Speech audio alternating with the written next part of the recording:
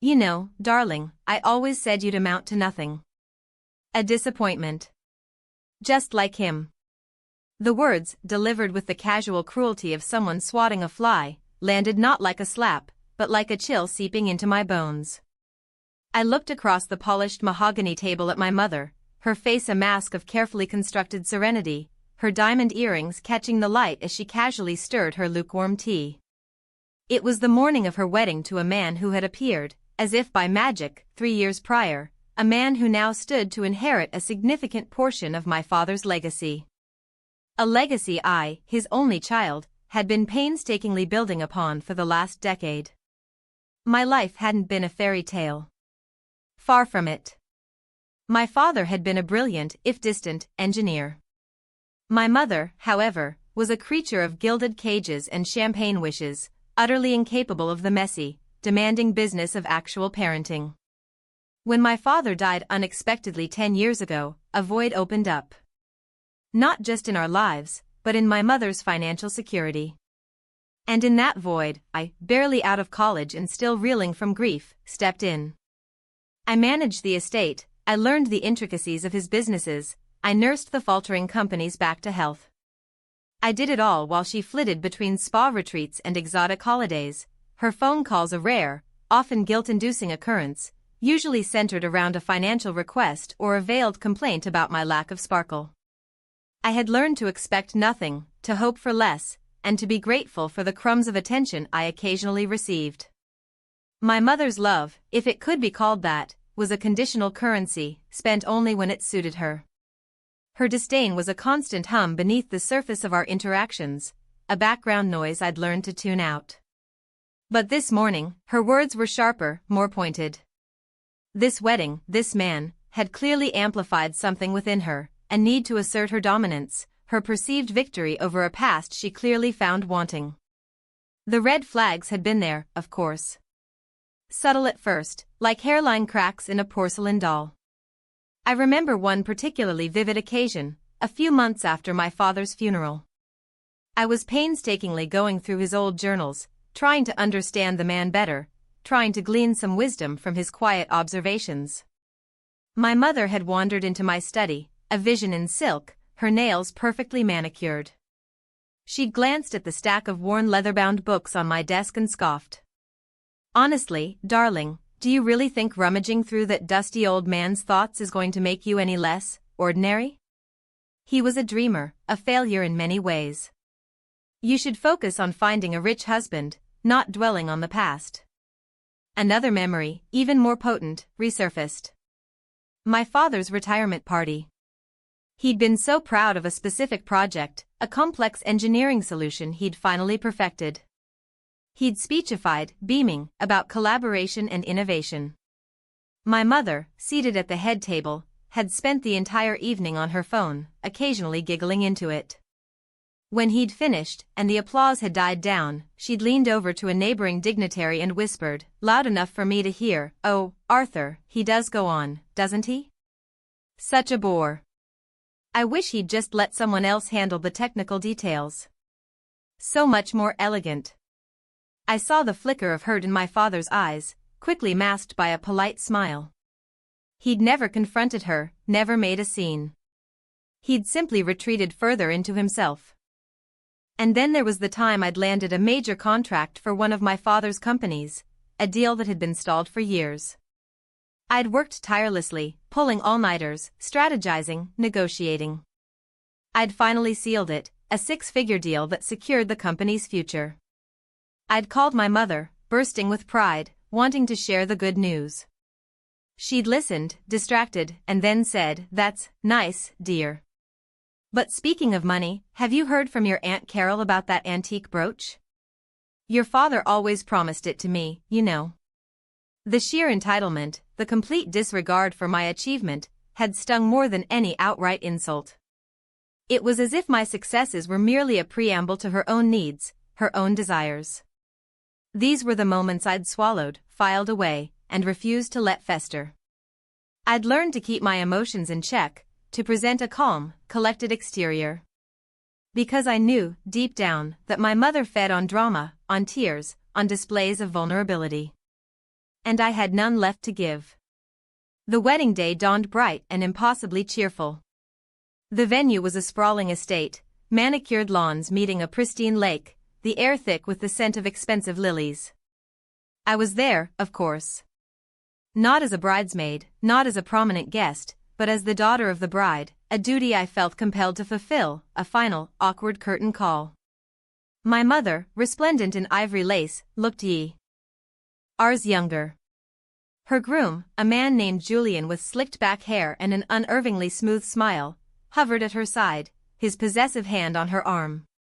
The ceremony was a blur of platitudes and forced smiles. I watched them exchange vows, heard Julian promise to cherish and protect her. I saw my mother's eyes, not with love, but with a calculating gleam. As the reception began, a formal dinner in a grand ballroom, I found myself seated at a table with distant relatives and old family friends, people who remembered me as a child, but who mostly spoke to my mother. Then came the speeches. A parade of Julian's associates, each one extolling his virtues, his business acumen, his generosity. My mother beamed, her hand resting on Julian's thigh. And then, the MC, with a flourish, introduced the bride's daughter for a toast. I stood, my heart a heavy stone in my chest. I'd prepared something brief, something neutral. But as I looked out at the sea of expectant faces, at my mother, whose gaze was fixed on Julian, a different path opened in my mind. Good evening, everyone, I began, my voice steady. It's a privilege to be here today, celebrating my mother's happiness. I've known my mother my entire life, and she's always had a unique way of navigating the world. She taught me, in her own way, about resilience. About the importance of appreciating what one has.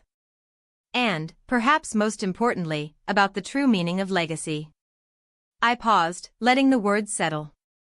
My mother's smile faltered for a fraction of a second. Julian's brow furrowed slightly. My father, I continued, my voice dropping slightly, a deliberate shift in tone, was a man of great vision and even greater generosity. He believed in building things, in nurturing them, in leaving something worthwhile behind. And when he passed, it fell to me to ensure that his legacy, his life's work, continued to thrive. It wasn't an easy task. There were complications. Businesses that needed saving, investments that needed careful management. I met my mother's eyes, which were now wide with a dawning unease. The room had fallen silent, the clinking of cutlery ceasing. I've spent the last 10 years dedicating myself to that legacy, I said, my voice gaining a quiet strength. I've poured my heart and soul into it, ensuring that my father's vision wasn't just preserved, but expanded. And I've done so with the understanding, an understanding instilled by my father's will, that certain provisions were in place to protect that legacy. I reached into my clutch, my movements calm and deliberate.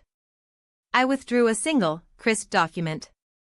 It was a legal amendment, signed and notarized, to my father's will, which I, as executor, had secured years ago. It outlined a complex trust structure, tied directly to the performance and ethical management of the businesses I'd overseen. It also stipulated that any significant transfer of assets, or any dissolution of the trust, required my explicit consent, a consent that was contingent upon a demonstrable commitment to the spirit of my father's philanthropic endeavors. You see, I said, holding the document up for a moment, not to read it, but as a symbol, my father was a very smart man. He understood that wealth isn't just about accumulation. It's about responsibility.